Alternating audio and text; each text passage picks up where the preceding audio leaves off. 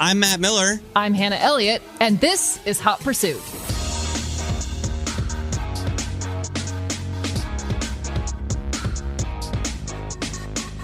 All right, in today's episode, we're going to talk about a number of things, but really it's all centered, I think, around the idea of a concept car, like developing, designing, and then the journey to production, right? Because Hannah, you wrote a story about the coolest concept cars of the year.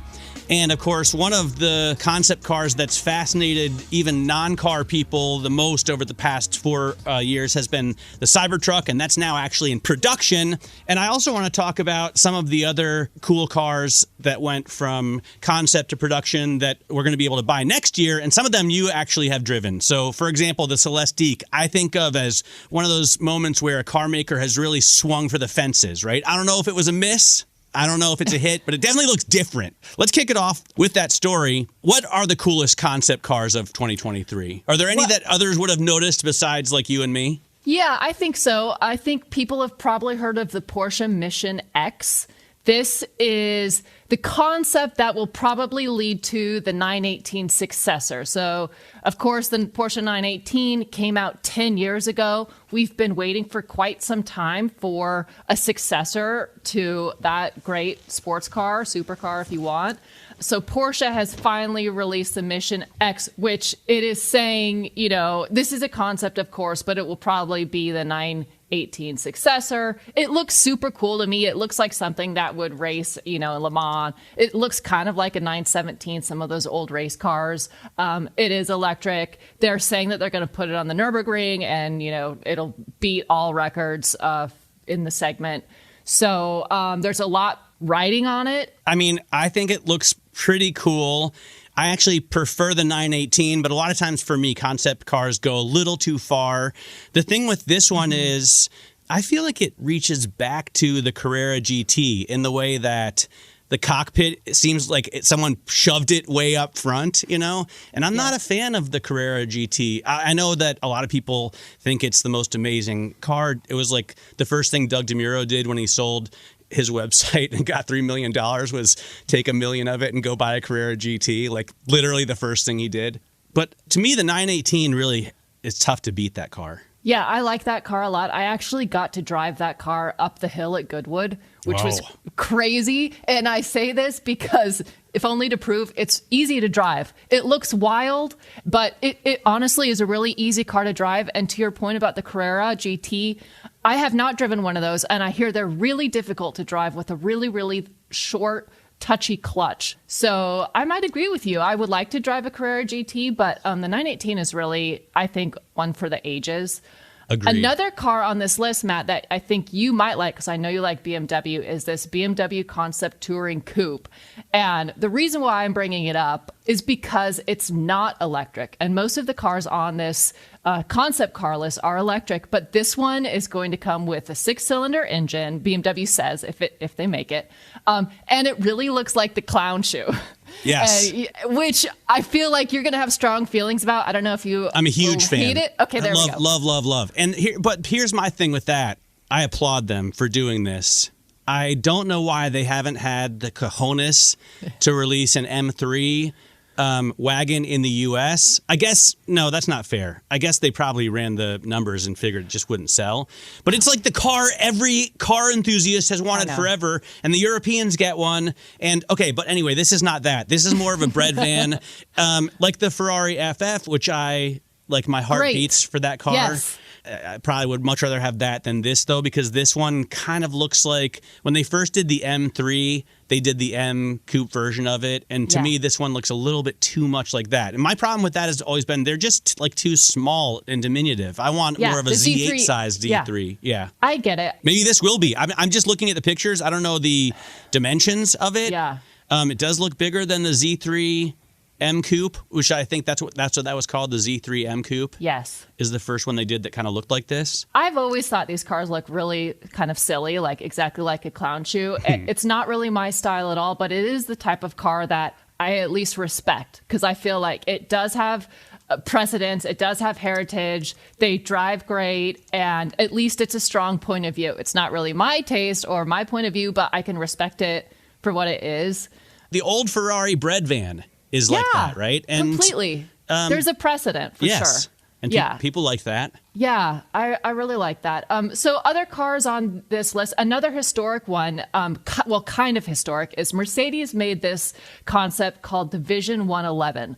And this was sort of a modern take on their historic C111 supercar from the 70s. That is that really cool orange coupe with the gull-wing doors that you might have seen out and about. I actually have driven that car. They let me drive it one year at Pebble Beach, and it was really fun and really scary because I think it's the only one they let out of the museum. But I really kind of did like the fact that Mercedes is doing a modern take on an old car again. I can't imagine that they would actually bring this concept into production. You know, often concepts are design studies that really are just like showing off in a way. But I would love it if they made this. I think it looks really cool. I couldn't agree more. This is one of those concept cars that looks so good, I expect they won't make it, or it won't look like that, because it just looks too good to be at all comfortable to drive, or at all practical, or at all safe. I mean, it looks like there's a toy maker that makes very kind of plain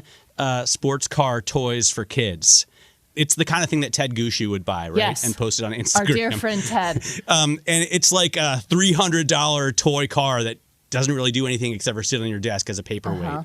And this kind of reminds me of that. It also reminds me of my favorite concept car ever was the Audi Nanook. Google it. If you don't know it, do yourself a favor. I think it is the most badass Audi, and a lot of other cars have attempted this look. It's kind of reminiscent of when Lamborghini first did a hybrid concept. It just looks so strong and muscular. And of course, it looks so good that Audi never made anything that looks remotely like it. Yeah. And that's my worry about the Mercedes 111 as well. Yeah, I can totally see that. And another one I would put in that category while we're on the topic of Audi is their Active Sphere concept, which I thought was really cool because it changes from basically kind of like SUV into a pickup. Like the back shifts open, which I think is a very cool it actually idea. Looks like Nanook as well. Right. It really does. And so maybe there's like a thread of DNA that is combining the two, because I think it's a really good idea. It seems like, hey, if the Cybertruck can be made, they can make this. And I think this looks way better than the Cybertruck. Yeah. A few times people have tried to make a car that's a pickup truck, right? Starting probably with the El Camino. Yeah, of course. And then I think the Subaru Brat was one. And I think Ranchero. Yes, and I think Hyundai, Kia, they have one as well. And you're tempted to always put rear-facing seats in the bed so that kids can ride around back there, but it's super dangerous.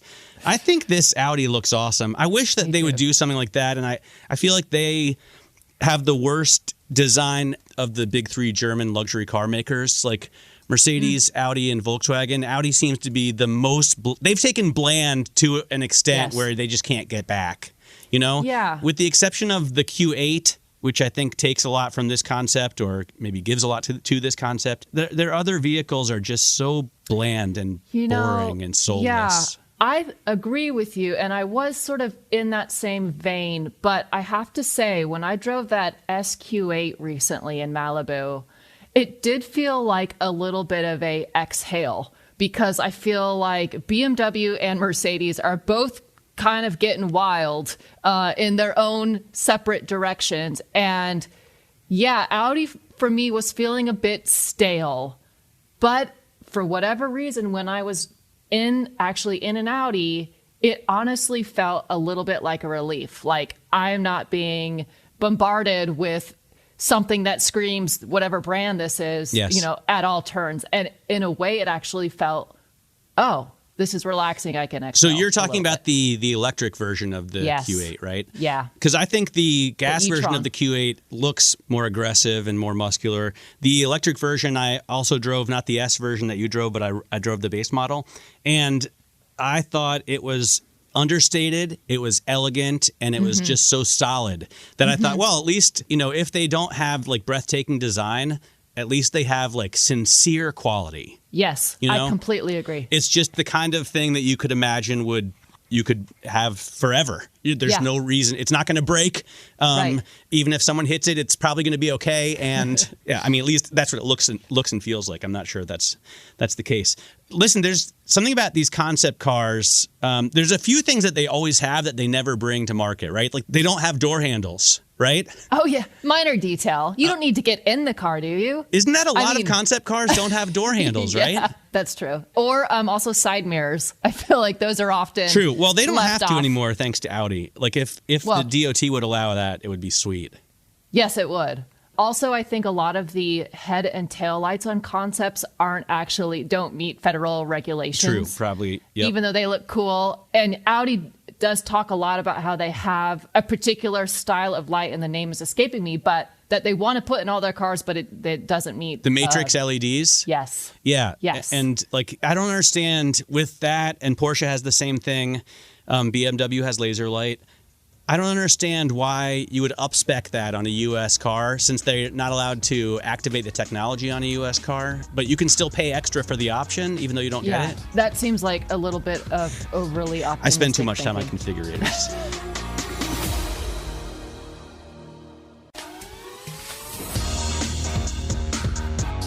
One of the concepts we have to talk about is the Cybertruck now. Was a concept. It's been released, and it looks pretty much the same way it did. Yeah. This is a couple of weeks ago to, I guess, great fanfare, or was it kind of a... I think it was great fanfare. Was it? Really, yeah. Much anticipated. Yeah, I mean, everyone I knew was talking about it. Yeah, it's true. And I keep thinking about it. Now, one of the things that's interesting is they also had, Elon Musk had to show people how to open the door. I didn't know that. Yeah, What do there's you like mean? he kept saying like, no, you just push this button.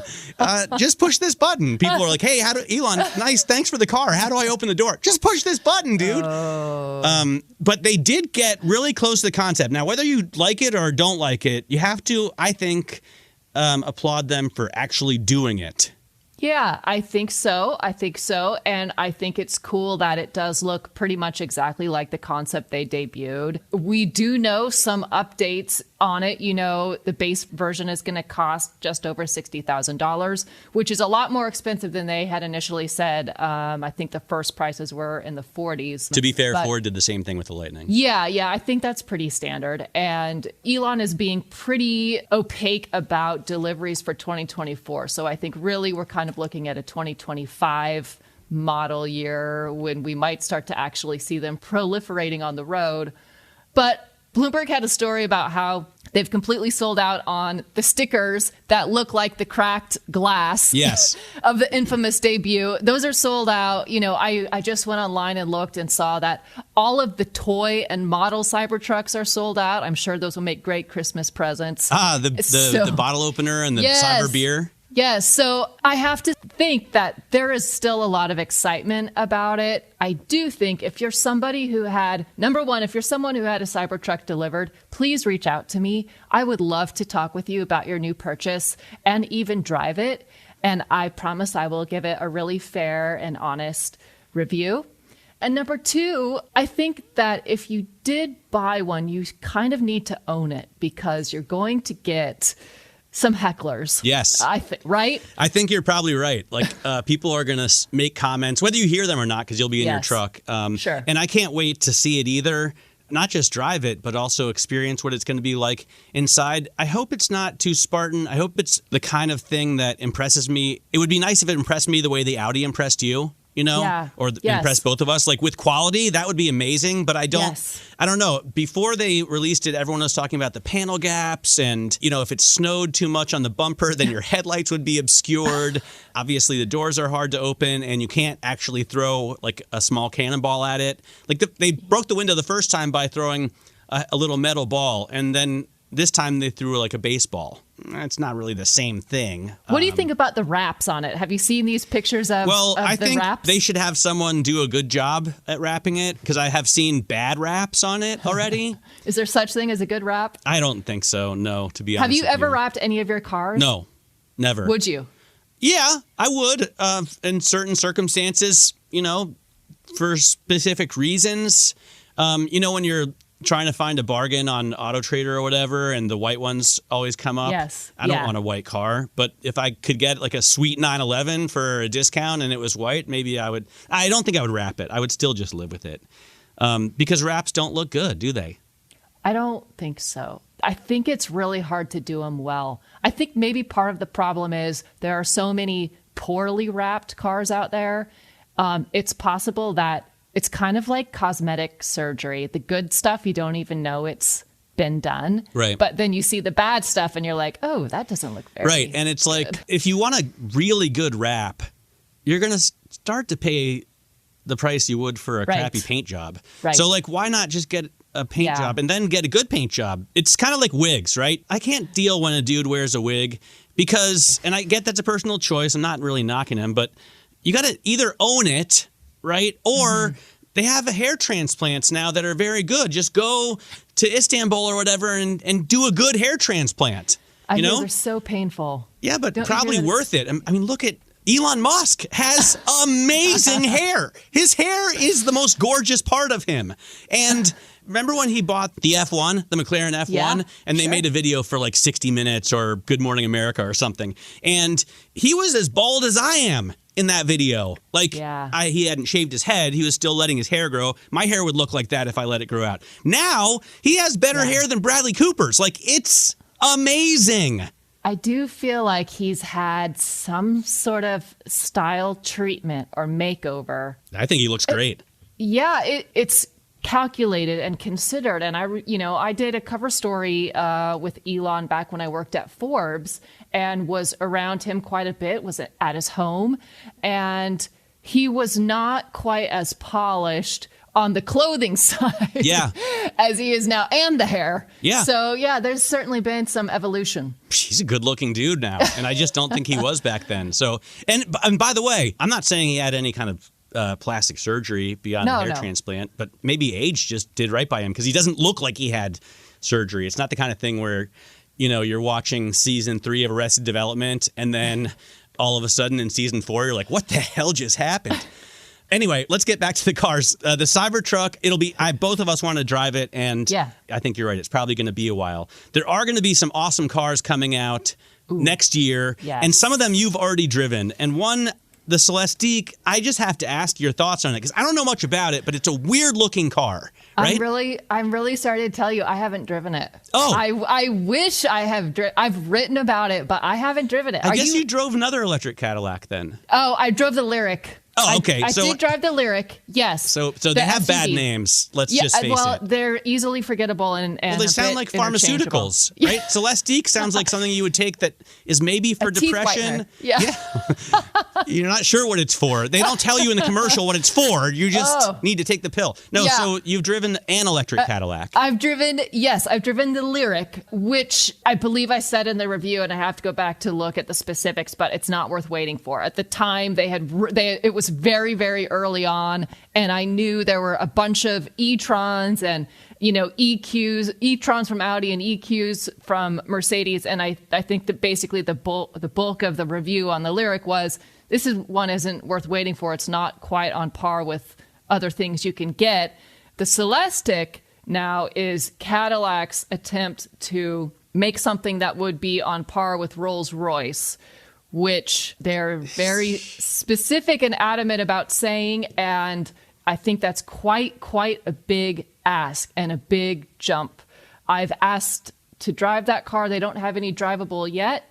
I'm looking forward to driving it. The styling, like you say, is polarizing, I think. Yeah, for sure. It's got that big greenhouse in the back. Yeah. And it looks like, a hearse. I think Maserati has done stuff like that in the past. Jensen had like a huge window back there. I don't think I love it, but I think I have to see it in person and maybe live with it for a little bit before I can make a call on that. But look, a lot of times these big American automakers set out to, like with Ferrari and Ford, right? They set out to defeat a European rival at a certain thing. Yes. And the GT40 was very successful. I definitely want to drive the electric Escalade. That is something that I really think has legs because the Escalade is such an icon and really is a well-made, well-appointed vehicle that knows exactly who the audience is and really delivers what it promises. So to have an electric version of that, I have seen the electric version of it in person, and it looks cool. It looks like an Escalade. I would really like to drive that. The Celestiq, I think, is a bigger reach. We'll put a pin in the Celestiq. On the Escalade, I agree. Also because I like big trucks. You know, I live in New York, so it's not so much about sports cars around here, since the fastest you can legally drive in the city now is, I think it's even only 25. But anyway, I get tickets a lot. The Escalade looks to me like an Escalade Sport. Like somebody from Land Rover came over and was like, yeah, just do this and that and this, you know, and it's a win. I think it's a great looking truck. It's big and beefy, probably weighs 9,000 or 10,000 pounds. They probably won't tell us, right, how much it weighs yet. Right. But they can beat everybody else at the range game. Yeah, they can. And I don't know why other car makers just don't bite the bullet like GM has, you know, put a big battery in there.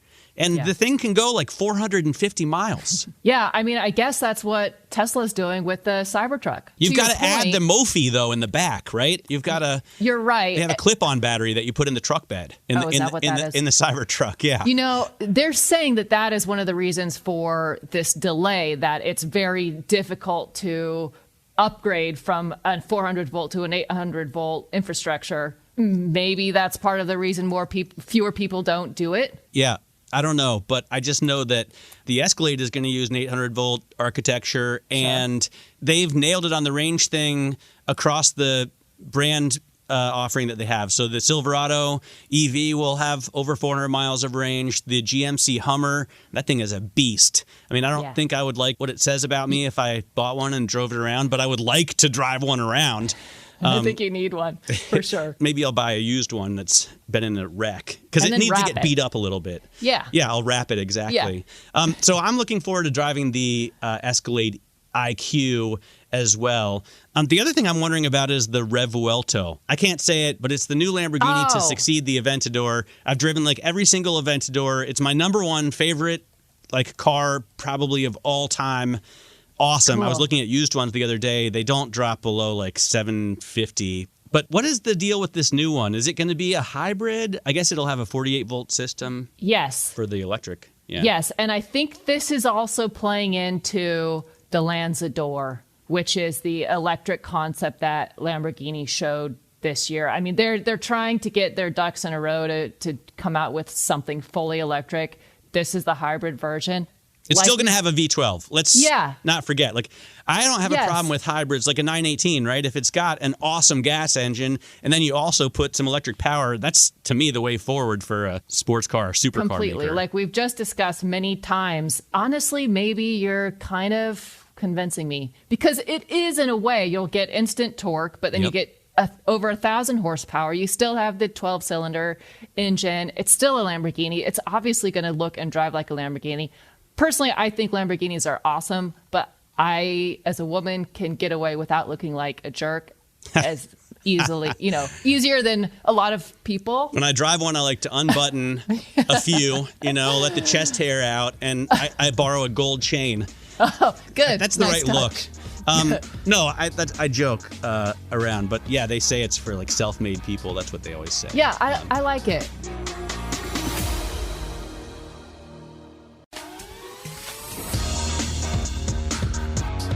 There's one other car that I want to talk about that I really want to drive next year, and that's that Mustang, the Ford Mustang GTD. And that was their $300,000 Mustang that they showed earlier this summer. It's going to be 800 horsepower. And that was the car that they're saying is kind of inspired by the Porsche racing program and by Porsche GT3 cars and GT2 cars. I'm not a fan of the styling, but who cares? I really want to drive it. I think it could be awesome. And I like the fact that Ford's really going for it, and they're making no bones about the fact that, we're inspired by what Porsche's done, and we want some of that. Yep. We're going to do this. I mean, benchmarking a 911 is something that a lot of car makers will do. I talked to Jim Farley about this in 2015 when they were putting out that Mustang. Yeah, he said they were benchmarking the 911. I was talking to him about the Boss 302 at the time, but they also have the GT500. I love Mustangs. I prefer the even previous generation to that when they 2012 2012 to 2014 Boss 302 is what I would get. But I would be happy just driving the Dark Horse, to be honest with you. Yeah. Or just the GT. Cool. Yeah. And by the way, there's no hybrid version of this yet. It'll be cool when they have one. With all these cars that still have gas engines, I'm glad because it will still be fun. I feel like with the electric cars, if the Cybertruck beats the 911, they said when they released it, 0 to 60 and on the quarter mile while towing a 911, which is very cool and very funny. But is it really going to be that fun to do 0 to 60 in an electric car? I haven't driven any of the supercars, electric cars. I know the Lucid Air Sapphire with 1,234 horsepower does 0 to 60 in 1.89 seconds, which is mind-boggling. But is it really as cool without the vibes and the smells? Because I've been driving a lot of lower level electric cars this year that go super fast, and it's fun the first, couple of days, but after a week, it's not fun. Yeah, I think there are multiple factors at play. The first thing is we know that sound and speed do not go hand in hand, because we all know that guy that's doing 20 miles an hour and making a ton of noise, driving through the neighborhood. So these are not necessarily correlated. So it doesn't really bother me when people say that we won't have the sound of an engine. Well, sound and speed really don't necessarily correlate. Speed is exciting. And when you're being pushed back into your seat by instant acceleration, that is really fun and exciting. But you do kind of tend to get used to it. And then you just expect it, and it kind of disappears into the background as something normal. It's exciting, but I don't think there's a relationship as much. It's more of an appliance that works really well. It's not a relationship that you'd have with a car that is constantly giving feedback, through a lot of tangible, different sensory experiences. It's more of a one-sided conversation. It's a quick appliance, and that's fun. That is fun. But it's not as much of a conversation. There are two cars that we're going to be able to get next year, I think, where it doesn't matter. One, because it's not electric at all, the Ineos Grenadier, which is basically a Defender. And the other one is the Volkswagen ID Buzz. It is electric, but no one cares if it goes fast. The Bus also had very tiny, less than 2-liter motors. That's not what it was for. But I'm curious to know your take on it. On the ID Buzz, Hannah, because it's kind of dorky, right? And it's not cool, but it could be fun and very useful, right? How is that fun to you?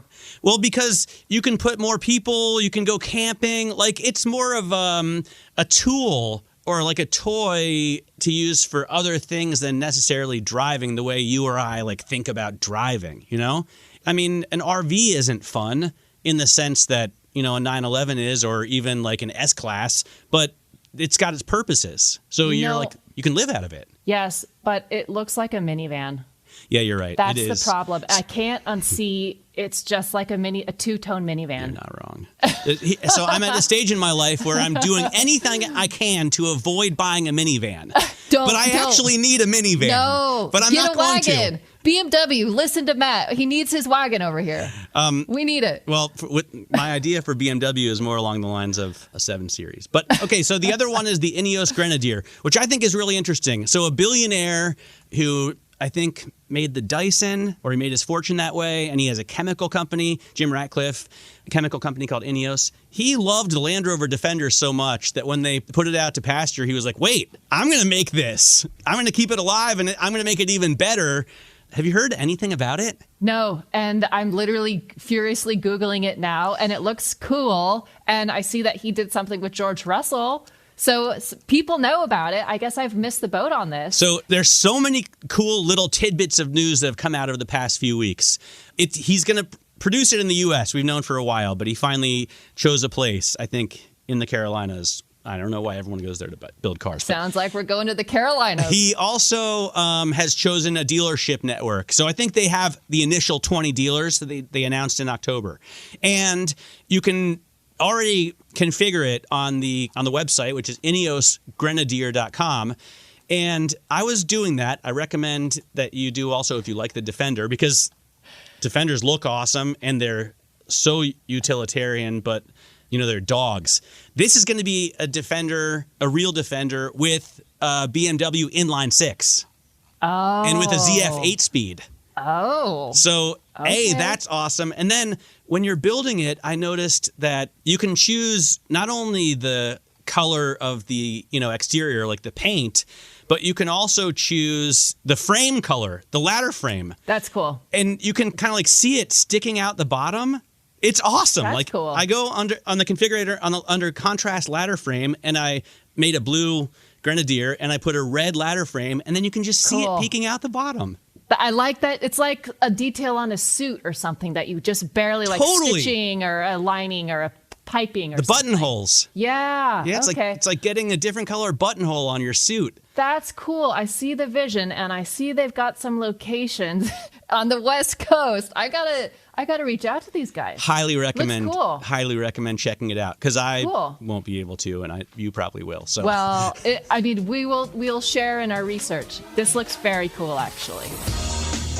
So I guess that does it for this week. Next week we have something really cool coming. At least I assume, because you're going on a nice trip to drive something amazing. Yeah, I'm going to drive the 911 ST up through the Redwoods.